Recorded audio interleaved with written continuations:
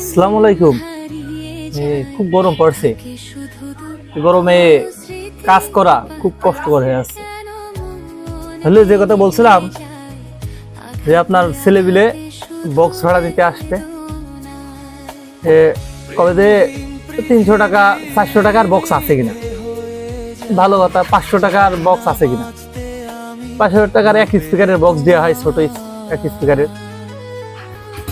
আপনার এক স্পিকারের বক্স আর কষ্টকুনি বাজবে, বক্স উলট পালট করে লাত্তি মাতি বাইরে একদম সে বেহাল। তাহলে এইসব ছেলেপিলের কি কষ্ট করে কও, মানে মেজাজটা একদম খারাপ করে দিয়ে, ঠিক আছে। 500 টাকার বক্স নেবে, আবার কট কি বক্স হবে কন, আপনারাই কন। আপনার মানে এইসব ছেলেপিলে আর কি কব।